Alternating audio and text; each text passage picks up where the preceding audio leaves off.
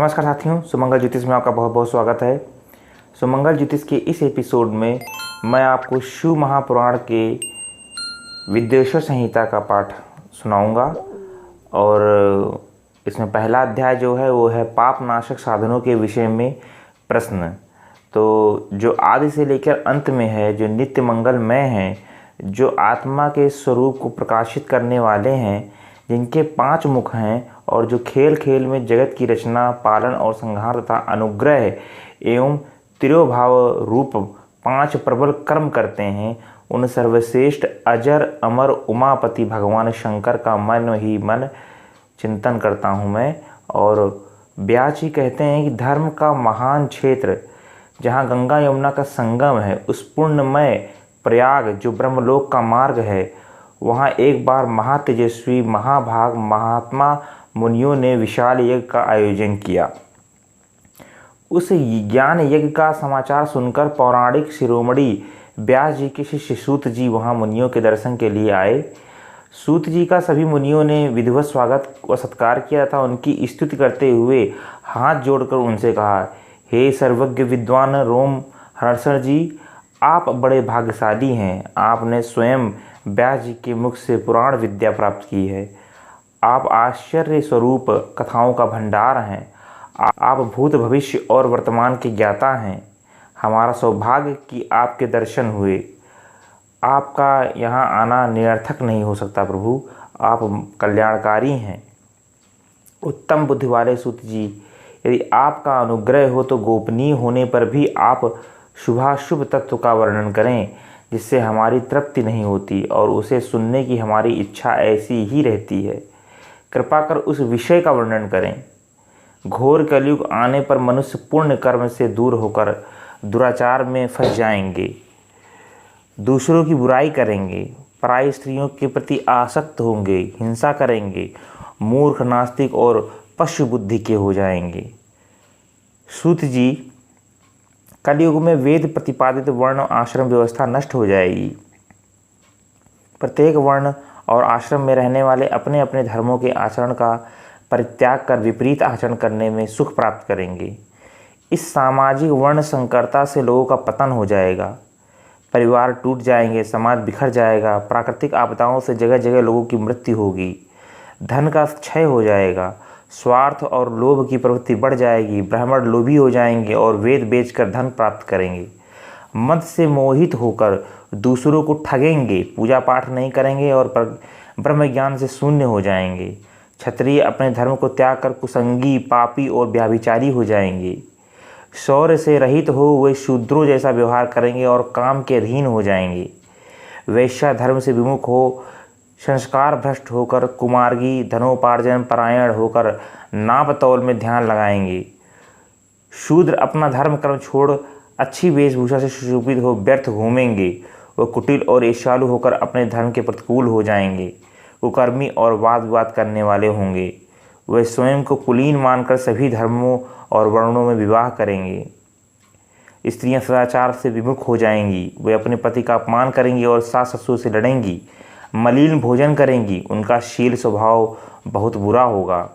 सूत जी, इस तरह जिनकी बुद्धि नष्ट हो गई है और जिन्होंने अपने धर्म का त्याग कर दिया है, ऐसे लोक परलोक में उत्तम गति प्राप्त कैसे की जाए, इस चिंता से हम सभी व्याकुल हैं। परोपकार के समान कोई धर्म नहीं है और इस धर्म का पालन करने वाला दूसरों को सुखी करता हुआ स्वयं ही प्रसन्नता अनुभव करता है। यह भावना यदि निष्काम हो तो कर्ता का हृदय शुद्ध करते हुए उसे परम गति प्रदान करती है। हे मुने, आप समस्त सिद्धांतों ज्ञाता हैं। कृपा कर कोई ऐसा उपाय बताइए जिससे इन सबके पापों का तत्काल नाश हो जाए। व्यास जी कहते हैं, उन श्रेष्ठ मुनियों की यह बात सुनकर सूत जी मन ही मन परम श्रेष्ठ भगवान शंकर का स्मरण करके उनसे इस प्रकार बोले। क्या बोले? अध्याय 2, शिव पुराण का परिचय और महिमा। सूत जी कहते हैं कि साधुओं, महात्माओं, आपने बहुत अच्छी बात पूछी है।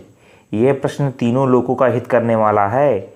आप लोगों के स्नेहपूर्ण आग्रह पर गुरुदेव व्यास का स्मरण कर मैं समस्त पाप राशियों से उद्धार करने वाले शिव पुराण की अमृत कथा का वर्णन कर रहा हूँ। ये वेदांत का सार सर्वस्व है। यही परलोक में परमार्थ को प्रदान करने वाले हैं तथा दुष्टों का विनाश करने वाले हैं।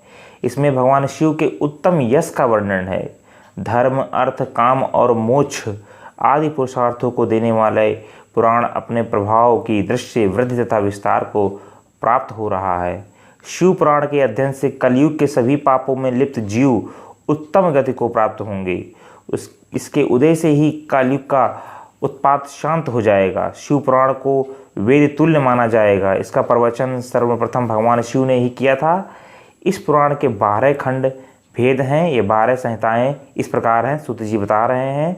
विद्येश्वर संहिता, रुद्र संहिता, विनायक संहिता, उमा संहिता, सहस्त्रकोटि रुद्र संहिता, एकादश रुद्र संहिता, कैलाश संहिता, शतरुद्र संहिता, कोटि रुद्र संहिता, मात्र संहिता, वायवीय संहिता तथा धर्म संहिता। इस तरह से इसकी 12 संहिताएँ हैं। विदेशा संहिता में 10,000 श्लोक हैं। रुद्र संहिता, विनायक संहिता, उमा संहिता और मात्र संहिता प्रत्येक में 8,000 श्लोक हैं। एकादश रुद्र संहिता में 13,000, कैलाश संहिता में 6,000, शतरुद्र संहिता में 3,000 और कोटि रुद्र संहिता में 9,000, सहस्त्र कोटि रुद्र संहिता में 11,000, वायवीय संहिता में 4,000 तथा धर्म संहिता में 12,000 श्लोक हैं। मूल शिव पुराण में कुल 1,00,000 श्लोक है, परंतु व्यास जी ने इसे 24,000 श्लोकों में संक्षिप्त कर दिया है। पुराणों की क्रम संख्या में शिव पुराण का चौथा स्थान प्राप्त है, जिसमें 7 संहिताएं हैं। मूल शिव पुराण में कुल 1,00,000 श्लोक हैं। पूर्व काल में भगवान शिव ने 100 करोड़ श्लोकों का पुराण ग्रंथ ग्रंथित किया था। सृष्टि के आरंभ में निर्मित यह पुराण साहित्य अधिक विस्तृत था। द्वापर युग में द्वैपायन आदि ऋषियों ने पुराण को 18 भागों में विभाजित कर 4,00,000 श्लोकों में इसको संक्षिप्त कर दिया। इसके उपरांत व्यास जी ने 24,000 श्लोकों में इसका प्रतिपादन किया। यह वेद तुल्य पुराण विद्येश्वर रुद्र संहिता, शतरुद्र संहिता, कोटि रुद्र संहिता, उमा संहिता, कैलाश संहिता और वायवीय संहिता नामक 7 संहिताओं में विभाजित है। तो जो व्यास जी ने शिव महापुराण सुनाया है उसी को मैं आपको सुना रहा हूँ। ये 7 संहिता वाला शिव पुराण वेद के समान प्रमाणित तथा उत्तम गति प्रदान करने वाले हैं। इस निर्मल शिव पुराण की रचना भगवान शिव द्वारा की गई है तथा इसको संक्षेप में संकलित करने का श्रेय श्री व्यास जी को जाता है। शिव पुराण सभी जीवों का कल्याण करने वाले हैं, सभी पापों का नाश करने वाले हैं। यही सत्पुरुषों को कल्याण प्रदान करने वाले हैं। यह तुलना रहित हैं, इनकी तुलना किसी से नहीं की जा सकती तथा इसमें वेद प्रतिपादित अद्वैत ज्ञान निष्कपट धर्म का प्रतिपादन है। शिव पुराण श्रेष्ठ मंत्र समूहों का संकलन है तथा यही सभी के लिए शिव धाम की प्राप्ति का साधन है। समस्त पुराणों में सर्वश्रेष्ठ शिव पुराण ईर्ष्या रहित अंतःकरण वाले विद्वानों के लिए जानने की वस्तु है। इसमें परमात्मा का गान किया गया है। इस अमृतमयी शिव पुराण को आदर से पढ़ने और सुनने वाला मनुष्य भगवान शिव का प्रिय होकर परम गति को प्राप्त कर लेता है। अब मैं आपको विद्येश्वर संहिता का 3रा अध्याय पढ़ाता हूँ। तीसरा अध्याय आपको मैं सुनाने जा रहा हूँ, जिसमें श्रवण, कीर्तन और मनन की साधनों की श्रेष्ठता बताई गई है कि श्रवण, कीर्तन और मनन की जो साधन हैं उनकी क्या श्रेष्ठता है, उनकी क्या विशेषता है। श्री व्यास जी कहते हैं कि सूत जी के वचनों को सुनकर सभी महर्षि बोले, भगवान आप वेद तुल्य अद्भुत एवं पूर्णमयी शिवपुराण की कथा हमें सुनाइए। सूत जी कहते हैं, हे महर्षिगण, आप कल्याणमय भगवान शिव का स्मरण करके वेद के सार से प्रकट शिव पुराण की अमृत कथा सुनिए। शिव पुराण में भक्त, ज्ञान और वैराग का गान किया गया है। जब सृष्टि आरंभ हुई तो 6 कुलों के महर्षि आपस में वाद विवाद करने लगे कि अमुक वस्तु उत्कृष्ट है, अमुक नहीं है। जब इस वाद विवाद ने एक बड़ा रूप धारण कर लिया तो सभी अपनी शंका के समाधान के लिए सृष्टि की रचना करने वाले अविनाशी ब्रह्मा जी के पास जाकर हाथ जोड़कर कहने लगे, हे प्रभु, आप संपूर्ण जगत को धारण कर उनका पोषण करने वाले हैं। प्रभु, हम जानना चाहते हैं कि संपूर्ण तत्वों से परे परात्पर पुराण पुरुष कौन है। ब्रह्मा जी ने कहा, ब्रह्मा, विष्णु, रुद्र और इंद्र आज से युक्त संपूर्ण जगत समस्त भूतों एवं इंद्रियों के साथ पहले प्रकट हुआ है। वे देव महादेव की सर्वज्ञ और संपूर्ण हैं। भक्त से ही इनका साक्षात्कार होता है, दूसरे किसी उपाय से इनका दर्शन नहीं होता। भगवान शिव में अटूट भक्ति मनुष्य को संसार बंधन से मुक्ति दिलाती है। भक्ति से उन्हें देवता का कृपा प्रसाद प्राप्त होता है। जैसे अंकुर से बीज और बीज से अंकुर पैदा होता है, भगवान शंकर का कृपा प्रसाद प्राप्त करने के लिए आप सब महर्षि धरती पर सहस्त्रों वर्ष तक चलने वाले विशाल यज्ञ करो। यज्ञपति भगवान शिव की कृपा से ही विद्या के सार तत्व साध्य साधन का ज्ञान प्राप्त होता है। शिव पद की प्राप्ति साध्य और उनकी सेवा ही साधन है तथा जो मनुष्य बिना किसी फल की कामना किए उनकी भक्ति में डूबे रहते हैं वही साधक है। कर्म के अनुष्ठान से प्राप्त फल को भगवान शिव के श्री चरणों में समर्पित करना ही परमेश्वर की प्राप्ति का उपाय है तथा यही मोक्ष प्राप्ति का एकमात्र साधन है। साक्षात महेश्वर ने ही भक्त के साधनों का प्रतिपादन किया है। कान से भगवान के नाम गुण और लीलाओं का श्रवण, वाणी द्वारा उनकी कीर्तन तथा मनन, मन में उनका मनन शिवप्रत की प्राप्ति के महान साधन है तथा इन साधनों से ही संपूर्ण मनोरथ की सिद्धि होती है। जिस वस्तु को हम प्रत्यक्ष अपनी आंखों के सामने देख सकते हैं उसकी तरफ आकर्षण स्वाभाविक है, परंतु जिस वस्तु को प्रत्यक्ष रूप से देखा नहीं जा सकता उसे केवल सुनकर और समझकर ही उसकी प्राप्ति के लिए प्रयत्न किया जाता है। अतः श्रवण पहला साधन है। श्रवण द्वारा ही गुरुमुख से तत्व को सुनकर श्रेष्ठ बुद्धि वाला विद्वान अन्य साधन कीर्तन और मनन की शक्ति व सिद्धि प्राप्त करने का यत्न करता है। मनन के बाद इस साधन की साधना करते रहने से धीरे धीरे भगवान शिव का संयोग प्राप्त होता है और लौकिक आनंद की प्राप्ति होती है। भगवान शिव की पूजा, उनके नामों का जप तथा उनके रूप गुण विलास के हृदय में निरंतर चिंतन को ही मनन कहा जाता है। महेश्वर की कृपा से उपलब्ध इस साधन को ही प्रमुख साधन कहा जाता है। अब चौथा अध्याय सुनाता हूँ, सनत कुमार व्यास संवाद। सूत जी कहते हैं, हे मुनियों, इस साधन का महात्म बताते समय मैं एक प्राचीन वृतांत का वर्णन करूंगा जिसे आप ध्यानपूर्वक सुनो। बहुत पहले की बात है, पराशर मुनि के पुत्र मेरे गुरु व्यास जी सरस्वती नदी के तट पर तपस्या कर रहे थे।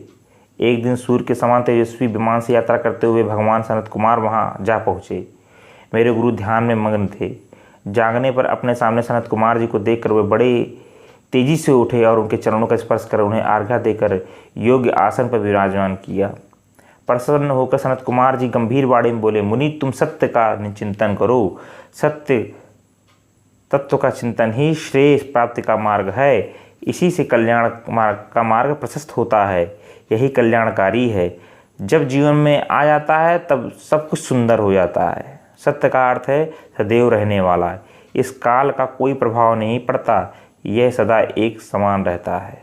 सनत कुमार जी ने महर्षि व्यास को आगे समझाते हुए कहा, महर्षि, सत्य पदार्थ भगवान शिव ही हैं।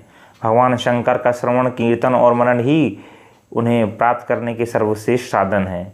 पूर्व काल में मैंने दूसरे अनेकानेक साधनों के भ्रम में पड़कर घूमता हुआ तपस्या करने में मंदराचल जा पहुंचा। कुछ समय बाद महेश्वर शिव की आज्ञा से सबके साक्षी तथा शिवगढ़ों के स्वामी नंदेश्वर वहां आए और स्नेहपूर्वक मुक्ति का साधन बताते हुए बोले, भगवान शंकर का श्रवण कीर्तन और मनन ही मुक्ति का स्रोत है। यह बात मुझे स्वयं देवादिव भगवान शिव ने बताई है, अतः तुम इन्हीं साधनों का अनुष्ठान करो। व्यास जी से ऐसा कहकर अनुगामियों सहित सनत कुमार ब्रह्मधाम को चले गए। इस प्रकार इस उत्तम वृत्तांत का संक्षेप में मैंने वर्णन किया है। ऋषि बोले, सूत जी, आपने श्रवण कीर्तन और मनन को मुक्ति का उपाय बताया है, किंतु जो मनुष्य इन तीनों साधनों में असमर्थ हो वह मनुष्य कैसे मुक्त हो सकता है? किस कर्मों के द्वारा बिना यत्न के ही मोक्ष मिलता है? अब मैं आपको 5वां अध्याय सुनाता हूँ, शिवलिंग का रहस्य और महत्व क्या है। सूत जी कहते हैं, हे शौनक जी, श्रावण कीर्तन और मनन जैसे साधनों को करना प्रत्येक के लिए सुगम नहीं है। इसके लिए योग्य गुरु और आचार्य होना चाहिए। गुरु मुख से सुनी गई वाणी मन की शंकाओं को दग्ध करती है। गुरु मुख से सुने शिव तत्व द्वारा शिव के रूप स्वरूप के दर्शन और गुणानुवाद में रसानुभूत होती है, तभी भक्त कीर्तन कर पाता है। यदि ऐसा कर पाना संभव ना हो तो मोक्षार्थियों को चाहिए कि वह भगवान शंकर के लिंग एवं मूर्ति की स्थापना करके रोज उनकी पूजा करे। इसने अपनाकर वह इस संसार सागर से पार हो सकता है। संसार सागर से पार होने के लिए इस तरह की पूजा आसानी से भक्तिपूर्वक की जा सकती है। अपनी शक्ति एवं सामर्थ्य के अनुसार धनराशि से शिवलिंग व शिव मूर्ति की स्थापना कर भक्ति भाव से उसकी पूजा करनी चाहिए। मंडप, गोपुर, तीर्थ, मठ एवं क्षेत्र की स्थापना कर उत्सव का आयोजन करना चाहिए तथा पुष्प, धूप, वस्त्र, गंध, दीप तथा पुआ और तरह तरह के भोजन नैवेद्य के रूप में अर्पित करने चाहिए। श्री शिव जी ब्रह्मस्वरूप हैं और निष्काल अर्थात कला रहित भी हैं और कला सहित भी हैं। मनुष्य इन दोनों स्वरूपों की पूजा करते हैं। शंकर जी को ही ब्रह्म पदवी भी प्राप्त है। कलापूर्ण भगवान शिव की मूर्ति पूजा भी मनुष्यों द्वारा की जाती है और वेदों ने भी इस तरह की पूजा की आज्ञा प्रदान की है। नंदीश्वर ने बताया, मुनीश्वर, प्राचीन काल में एक बार ब्रह्मा और विष्णु के मध्य युद्ध हुआ तो उनके बीच स्तंभ रूप में शिवजी प्रकट हो गए। इस प्रकार उन्होंने पृथ्वी लोक का संरक्षण किया। उसी दिन से महादेव जी का लिंग के साथ साथ मूर्ति पूजन भी जगत में प्रचलित हो गया। अन्य देवताओं की साकार अर्थात मूर्ति पूजा होने लगी, जो कि अभिष्ट फल प्रदान करने वाली थी, परंतु शिव जी के लिंग और मूर्ति दोनों की ही पूजा की जाती है और पूजनीय है। दोनों ही रूपों में शिव पूजनीय हैं। यहाँ तक मैंने आपको विदेश संहिता के 5 अध्याय सुनाए। आगे मैं आपको और अध्याय सुनाऊंगा। आशा करता हूँ वीडियो आपके लिए उपयोगी है। यदि वीडियो उपयोगी है तो कमेंट बॉक्स में हरे कृष्णा लिखिए और अपने इंटरेस्ट को बताइए। वीडियो देखने के लिए बहुत बहुत धन्यवाद। हरे कृष्णा।